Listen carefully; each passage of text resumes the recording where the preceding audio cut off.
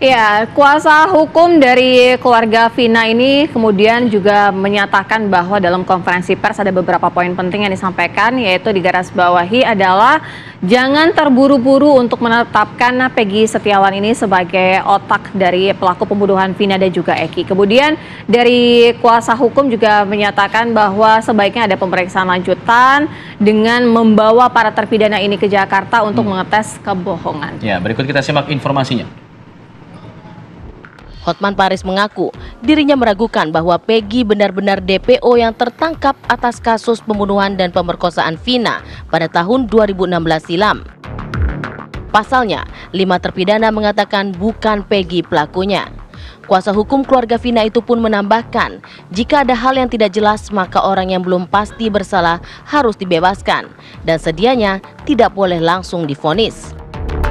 Pihak pengacara keluarga Vina juga mengkritisi keputusan Polda Jawa Barat yang menghapus 2 pelaku di daftar pencarian orang DPO Andi dan Dani.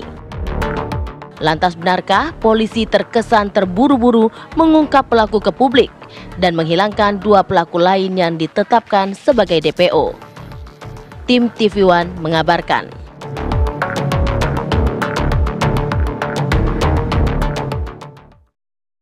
Secara di medsos pun kita sudah mengatakan agar Bapak Presiden juga memperhatikan, tanpa kita minta pun saya yakin seluruh petinggi negeri ini termasuk Presiden sudah tahu kasus ini. Dan mudah-mudahan diterapkan seperti kasus Sambo, benar-benar dikasih political will untuk memeriksa. Dan untuk Peggy Setiawan ini kan juga diduga korban salah tangkap ini akan dibantu juga dengan Bang Hotman atau seperti apa? Kita sekarang ini hanya berpendapat masih meragukan apakah Peggy itu pelaku DPO yang tertangkap. Kita tidak mengatakan 100% bukan, masih meragukan. Karena 5 dari terpidana mengatakan bukan Peggy pelakunya. Jadi mau apa lagi? Hanya 1 yang menyatakan. Di dalam hukum, apabila ada hal-hal yang tidak jelas, apabila ada kekaburan, apabila ada ketidakjelasan, dalam prinsip hukum adalah harus dibebaskan orang yang belum pasti bersalah. Ya, kalau masih ada keraguan-raguan, nggak boleh langsung divonis. Ya. Apa? Kenapa?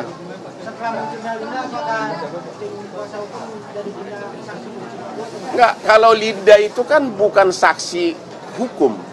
Dia itu kan hanya kerasukan ya? Iya, Sangat tepat. Jadi tidak bisa dipakai sebagai saksi. Bukan saksi yang diakui oleh undang-undang. Mungkin hanya sekedar petunjuk, tapi bukan saksi. Karena orang kerasukan mana bisa jadi saksi sih? Di mata hukum kita, belum diakui orang kerasukan itu sebagai saksi, sebagai bukti. Petunjuk boleh, hanya untuk guidance boleh. Jadi itu bukan bukti.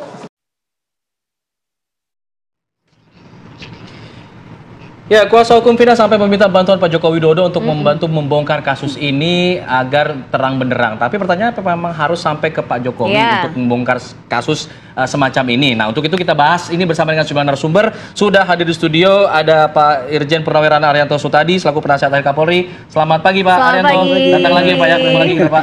Jadi langganan. Lalu ada Bang Palmer Situmorang selaku praktisi hukum. Nanti kita bicara dari kacamata hukum. Selamat pagi. Selamat pagi Bang. Bergabung juga melalui sambungan daring ada Mbak Putri Maya Rumanti selaku kuasa hukum keluarga Vina. Selamat pagi. Assalamualaikum Mbak Putri. Pagi semuanya.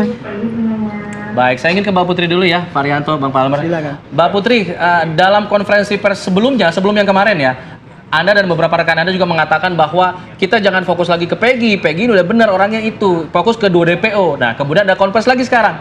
Anda kembali sekarang meragukan bahwa Peggy merupakan tersangka atau otak pembunuhan ini. Apa yang melatar belakangi itu, Mbak Putri?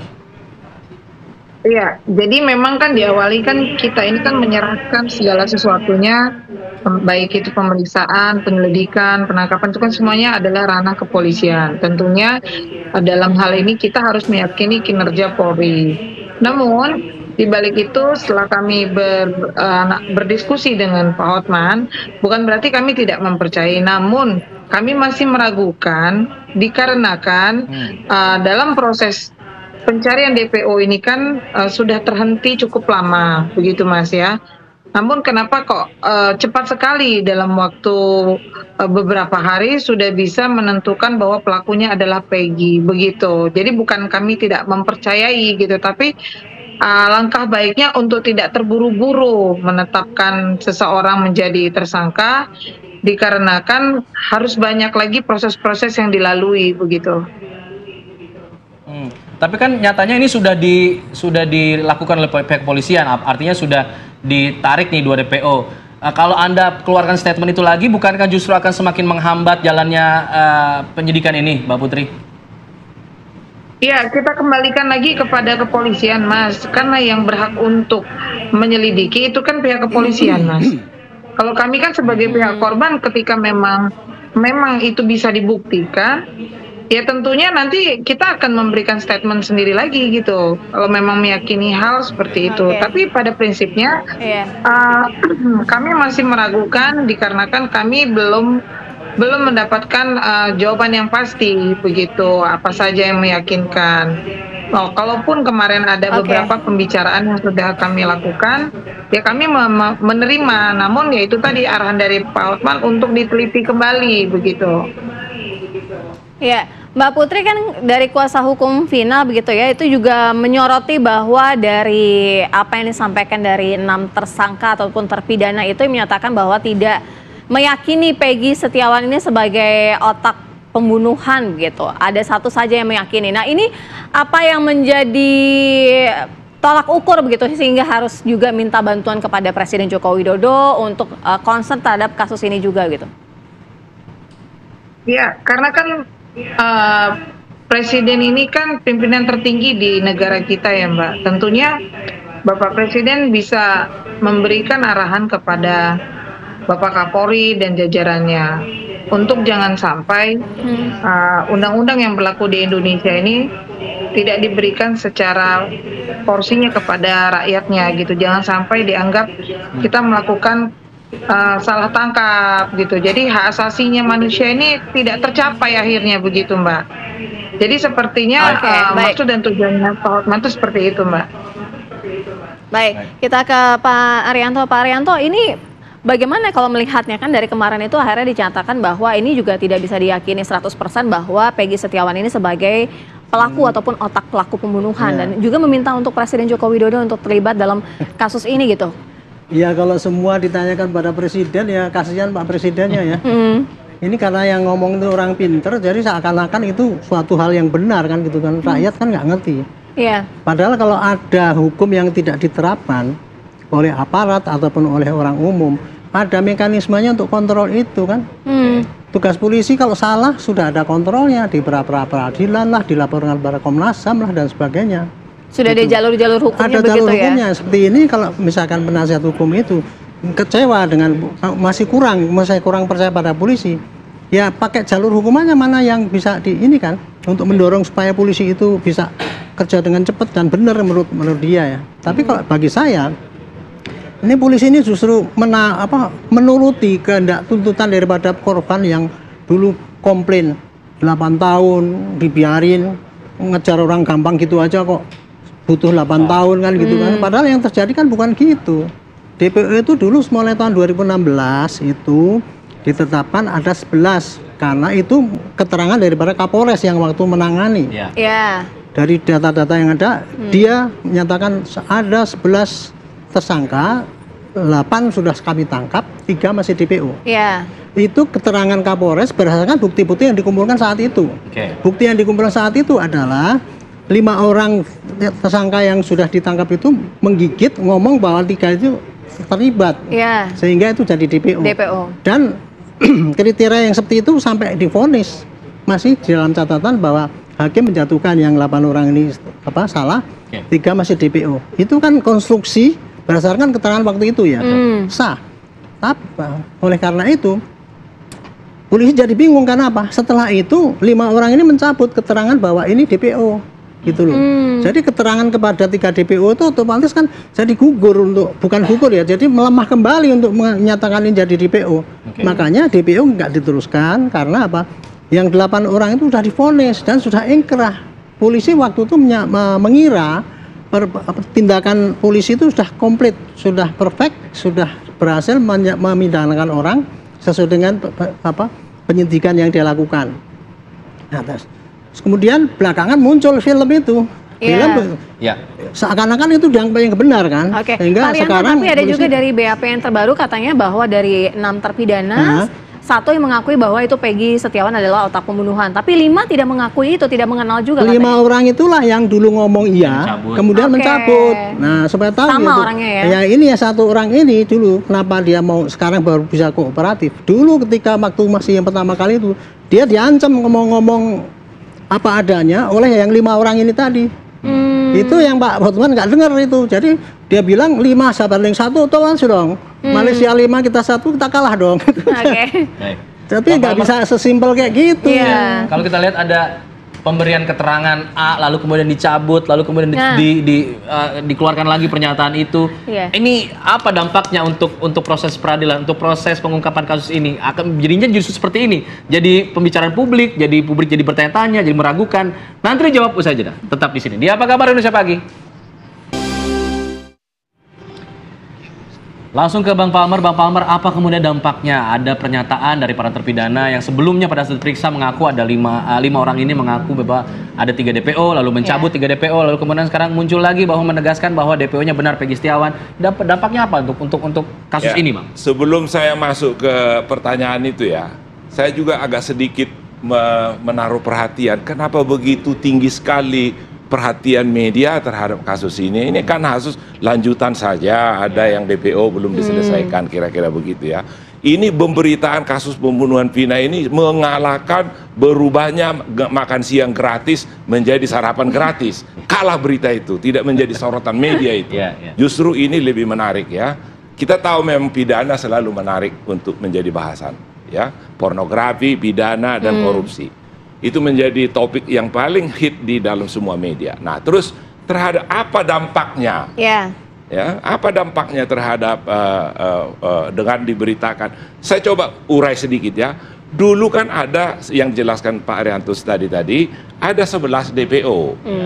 Nah, terus polisi dicecerlah sama pihak-pihak. Kok kenapa yang 3 lagi atau sekian lagi sisanya ini kan sudah menjalani hukuman, kok masih tersisa? Nah, terus kemudian ditangkap, benar dong, jadi artinya ditangkap 1 di luar yang 8 ini. Kalau benar ditangkap 1 tambah di luar 8, benar dong polisi selama ini lengah, tidak menangkap 8 orang ini yang dihukum, 1 lagi belum atau berapa lagi belum. Terhadap tuduhan itu, polisi benar harus menerima itu dituduh. Terbukti ada tersangka baru. Ya kan? Benar dong? Itu satu hal. Itu satu hal. Terus kedua, apakah orang ini benar? Sebagai itu mangga apa dampaknya terhadap perkara, apakah pengaruhi hakim? Bagi penyidikan satu perkara itu tidak perlu terlalu hiruk pikuk dengan segala sorotan. Jadi jalan saja di koridor, buktikan dengan alat bukti yang kuat supaya itu benar-benar ada bukti bahwa itu adalah terlibat pelaku. Kita harus lepaskan, oh ini ada karena ada pengakuan dari narapidana, terus dia sadar, dan sebelum ada mencabut. Itu semua boleh baru bukti permulaan. Tetapi ketika untuk di cross check, disitulah kebenaran material harus muncul.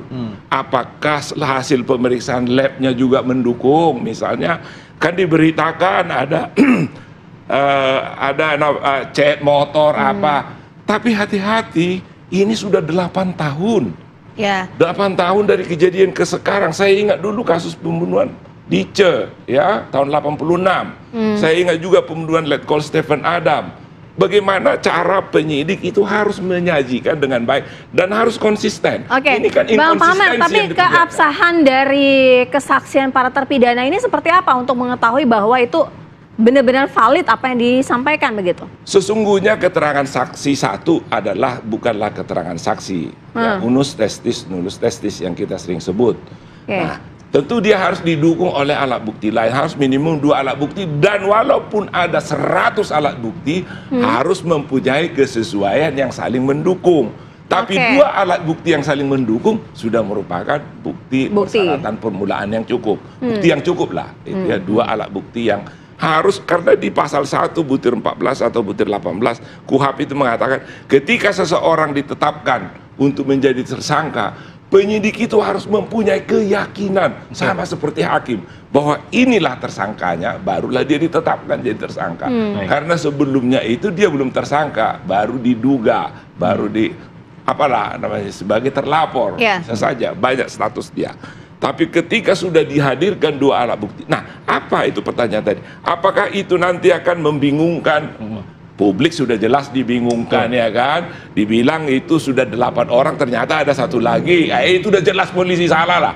Ya, terlambat, salahnya terlambat. Hanya itu ya, menangkapnya gitu loh.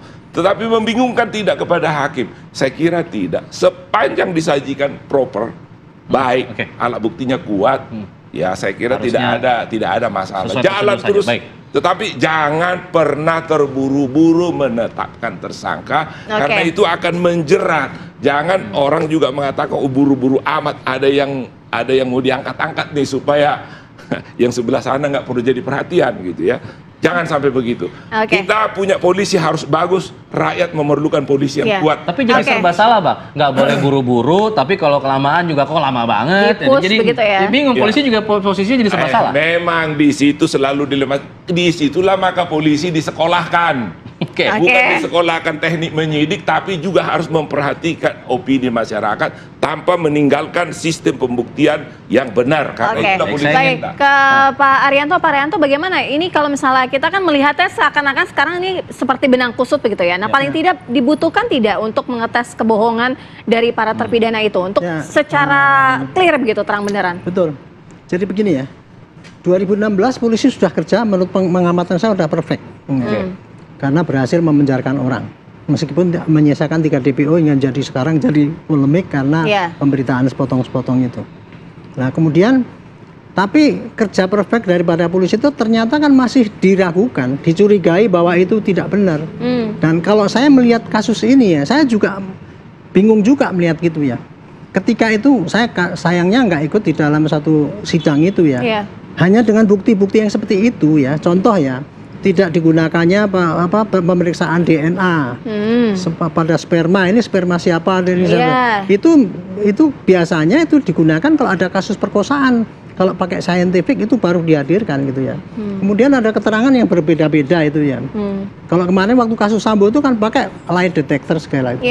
Nah, makanya itu ya sekarang nih kalau saran saya kan, dengan menghadapi seperti ini, penyidik ini sekarang ini di samping dia dengan semangat dan kecepatan dan kejujuran, dia harus kerahkan semua scientific crime investigation itu tadi. Periksa seperti ini sekarang kan beda-beda itu keterangannya, ini tersangka ini. Periksa pakai lie detector. Walaupun katanya Pak siapa tuh ahli psikologi itu katanya itu nggak ada gunanya untuk lie detector, tapi itulah satu-satunya alat yang kira-kira bisa menambah kepercayaan publik ya bahwa itu benar. Kemudian gunakan para psikolog itu untuk memberikan opini. Jadi intinya gini ya.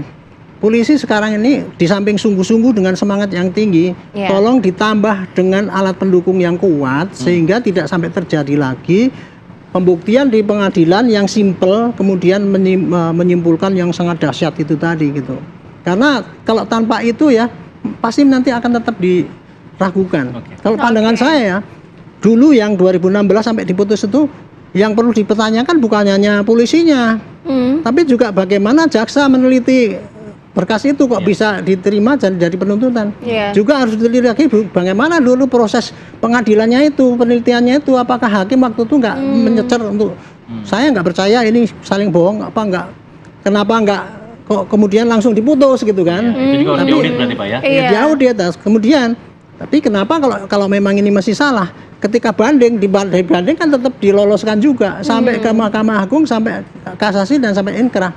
Jadi kalau ada usul audit investigasi yang kemarin itu, kalau saya pribadi saya nggak setuju audit investigasi kalau cuma penyidikan. Buat apa? Harusnya semuanya ini untuk memperbaiki sistem hukum kita ini gitu. Baik. Saya ingin ke Mbak Putri. Mbak Putri, dasar keraguan Anda dari hasil penyidikan polisi ini kan salah satunya adalah pernyataan dari 5 terpidana yang kembali mengutarakan bahwa membenarkan bahwa Peggy adalah otak pelaku pembunuhannya.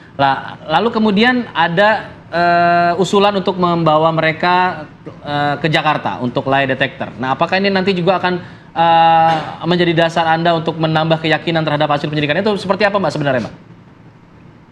Iya, sesuai dengan apa yang disampaikan oleh Pak Hotman kemarin, terhadap penetapan tersangka ini kan terlalu cepat dan terburu-buru dan hingga akhirnya menimbulkan keraguan. Nah, kenapa Bapak meminta untuk membawa para terpidana tersebut untuk dites kebohongannya? Nah, mungkin itu bisa menjadi salah satu petunjuk yang meyakinkan kita bahwa memang benar adanya keterangan dari mereka itu. Karena kan kita sangat meragukan ya, dari 5 orang terpidana itu semulanya mengakui, kemudian tidak, sekarang ada 1. Nah, ini sebenarnya kita yang dibuat bingung sendiri dengan keterangan mereka, begitu, Mas. Iya, tapi begini, Mbak Putri juga sudah mengumpulkan paling tidak informasi-informasi yang memang menguatkan bahwa pada saat itu di persidangan, tadi Pak Arianto juga kan sempat menyatakan bahwa ini sebaiknya diaudit secara menyeluruh begitu. Hingga persidangan juga apakah sempat disampaikan bahwa ada keterangan-keterangan yang berbeda begitu?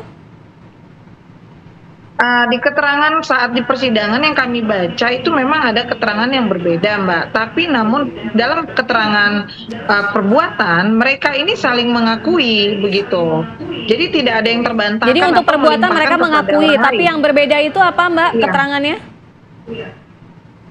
Tidak. Maksudnya yang berbeda itu dari saksi yang lain ya, bukan saksi terpidana ya. Oke. Tapi dari saksi terpidana itu mereka ini mengakui masing-masing peranannya, termasuk menyampaikan peranan si Peggy, peranan si Andi, dan peranan si Dani begitu. Jadi kalau seandainya ini pun harus tidak ada, harus dihilangkan. Nah, pertanyaan kami ya itu tadi kata Pak Arianto, berarti kan lembaga ini bukan hanya Polri yang harus diperiksa, harus diaudit.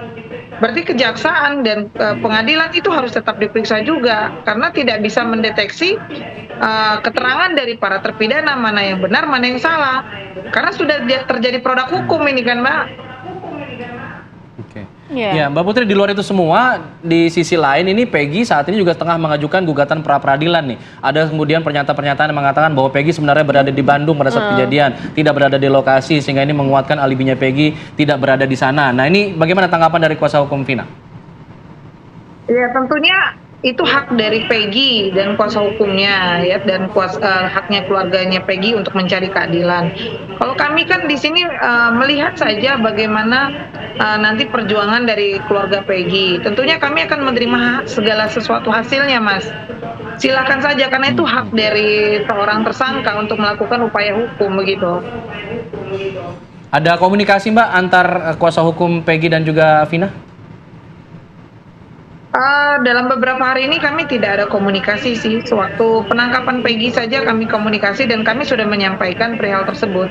Silakan lakukan upaya hukum untuk membela Peggy kalau memang diyakini Peggy itu bukan pelakunya begitu.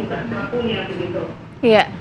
Mbak Putri, kita nanti juga akan membahas lebih lanjut ya. Tadi juga dikatakan Pak Arianto ya sah-sah saja sebenarnya kalau untuk menghadirkan para terpidana ini dengan tes kebohongan begitu ya. Tapi langkah selanjutnya seperti apa dari kuasa hukum keluarga Vina kita bahas usai jeda ya, Mbak ya. Kami segera kembali. Kami juga akan mengajak Anda pemirsa untuk bergabung bersama dengan rekan kami yang berada di Polda Jawa Barat. Ada Zinedine Duhan. Duhan, apa saja informasi terbaru dari sana? Seperti yang kita ketahui juga tadi malam sudah dilakukan prarekonstruksi di beberapa lokasi di mana ditemukannya jenazah Vina dan Eki. Duhan.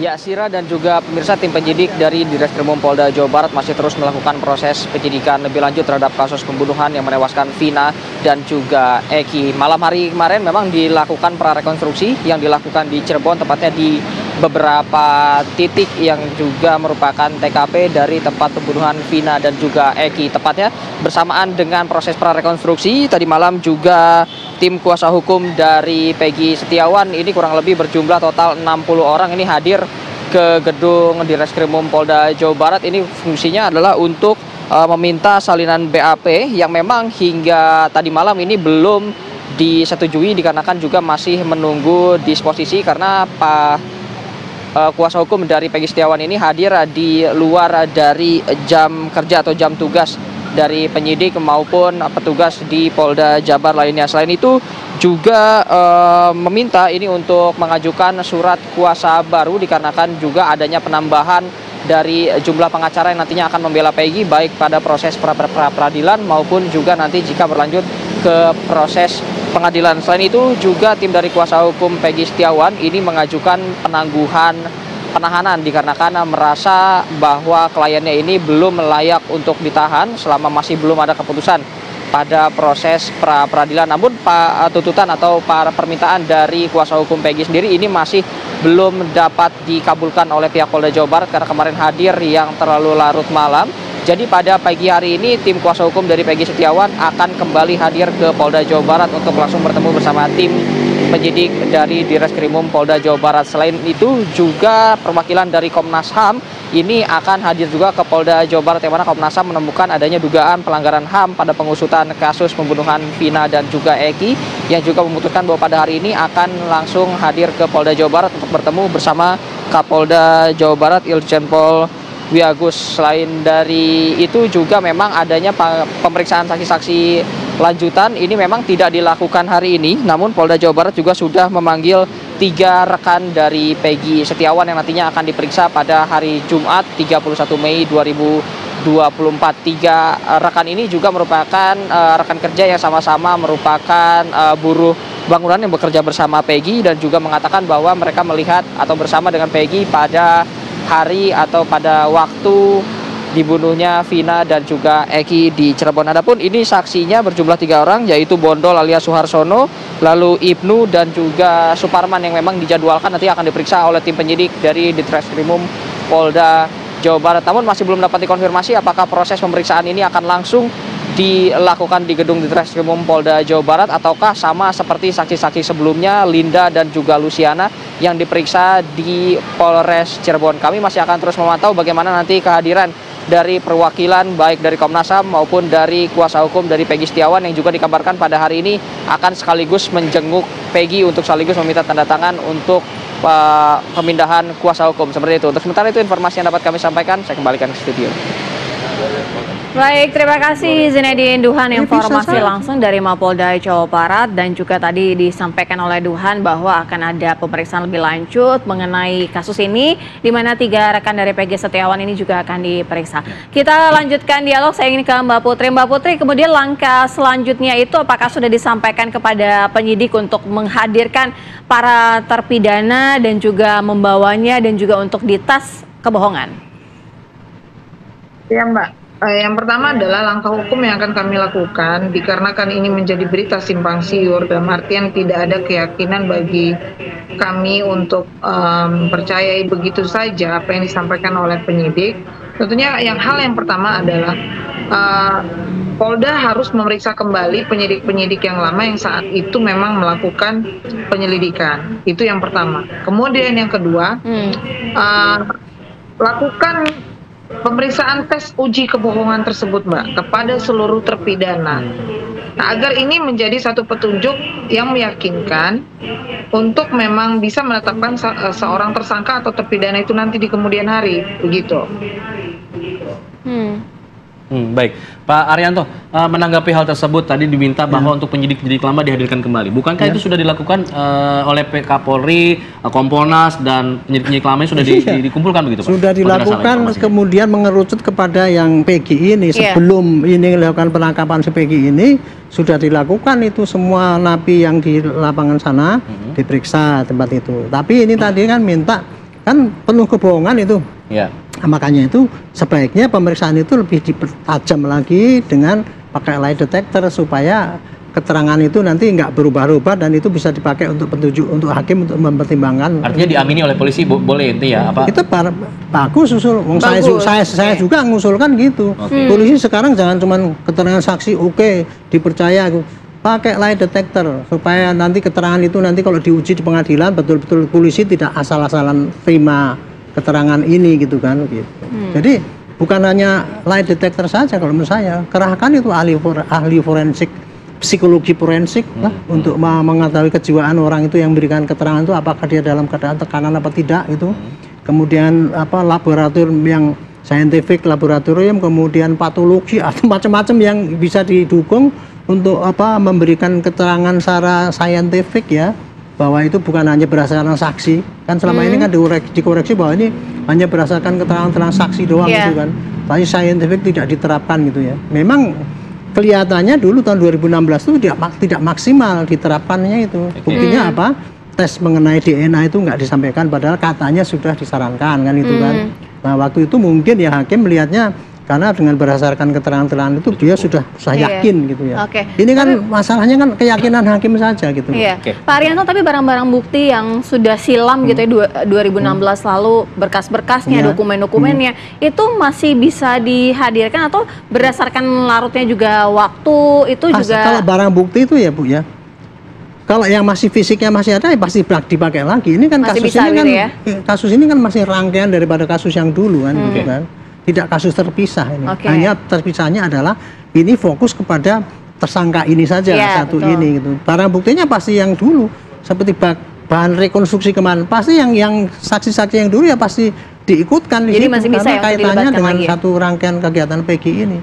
Jadi gitu. Tapi pada satu periksaan ulang itu menghadirkan penyidik yang lama dan lain sebagainya, ditemukan ada kejanggalan nggak Pak? Keanehan dalam proses pemeriksaannya? Pada 2016 dulu. Saya tidak akan mengatakan kejanggalan ya, tapi ketika diperiksa ulang ini, salah satu orang itu yang napi itu menyatakan bahwa dia memberikan keterangan itu kan gitu kan. Terus, tapi kenapa kok dulu saya dulu Pak ketika saya memberikan kesaksian dulu saya dikeroyok sama teman-teman itu supaya tidak ngaku gitu loh. Sesama terpidana. Iya. Ini kan terpidana dikeroyok kalau 5 orang yang mengatakan bahwa supaya tidak ngaku gitu loh, supaya nutup gitu. Nah sekarang makanya sekarang dia dilindungi, dipisahkan daripada itu. Nah, keterangan itulah yang menyatakan itu tadi Pak Azman bilang kan 5 menyatakan ini, 1 menyatakan ini. Kok percaya cuma 1? Nah itu tadi kualitasnya yang 1 itu tadi ada embel-embelnya itu. Saya dulu keterangan gini ditekan sehingga nggak berani, sekarang berani gitu. Itu kira-kira gitu. Diusulkan tadi diamini oleh pihak kepolisian bahwa perlu nih tes kebohongan begitu. Apakah ini tes kebohongan ini kalau menurut Bang Palmer ya hanya berlaku untuk para terpidana saja atau penyidik-penyidik dulu juga bisa juga dong dikasih tes kebohongan supaya untuk meyakinkan publik juga, misalnya seperti itu? Ya. Untuk pembuktian memang sebanyak apa alat bukti diperlukan. Paling tidak harus meyakinkan mengingat kontroversi yang ada.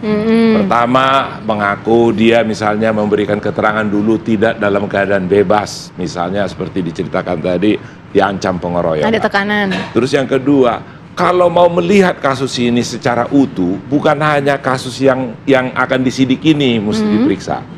Harus diperiksa penyidiknya yang zaman dulu untuk yang memeriksa 5 orang tadi, yang sudah dihukum itu 8 tahun ya. Itu harus diperiksa karena di dalam criminal justice system yang kita anut dalam KUHP itu inquisitor, akusator, di mana negara dipaksa atau diharuskan berkewajiban menyajikan semua pembuktian untuk kepentingan penegakan hukum, kepentingan umum, itu pidana. Jadi negara bertanggung jawab menyediakan bukti. Nah di sini polisi. Nah polisi bagaimana dengan jaksa?